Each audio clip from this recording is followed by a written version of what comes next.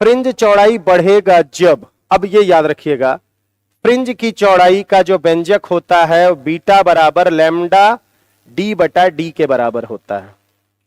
अब सवाल उठता है कि ये जो फ्रिंज की चौड़ाई है, बीटा क्या है? फ्रिंज की चौड़ाई क्या है? फ्रिंज की चौड़ाई यानी कि फ्रिंज विड्थ।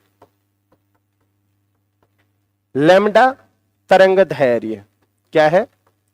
तरंग धैर्य है हमारा लैम्डा। डी क्या है? दूरी किसका? स्रोत और पर्दे के बीच का। स्रोत और पर्दे के बीच की दूरी को हम लोग क्या कहते हैं? तरंग धैर्य कहते हैं। और डी होता है दोनों स्रोत के बीच की दूरी, दोनों स्रोत के बीच की दूरी।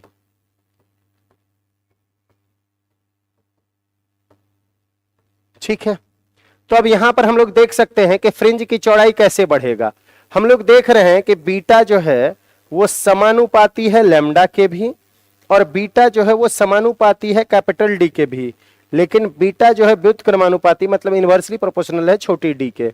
तो एक बात तो समझ में आ रही है कि अगर लैम्डा बढ़े तब भी फ्रिंज की चौड़ाई बढ़ेगी, कैपिटल डी मतलब बड़ी डी बढ़े तब भी फ्रिंज की चौड़ाई बढ़ेगी, और छोटी डी जब घटे तब भी बढ़ेगी। अब देख लेते हैं हम लोग ऑप्शन को। लैम्डा बढ़े, ये तो बिल्कुल सही बात है। छोटी डी बढ़े, नहीं, छोटी डी को घटना चाहिए था। बड़ी डी घटे, नहीं, बड़ी डी को बढ़ना चाहिए था। स्लिट चौड़ी हो, नहीं, स्लिट सकरा होगा तभी तो हमको फ्रिंज दिखेगा। यानी कि हमारा ऑप्शन नंबर ए बिल्कुल सही है कि फ्रिंज की चौड़ाई तब बढ़ेगी जब लैम्डा का मान बढ़ जाएगा।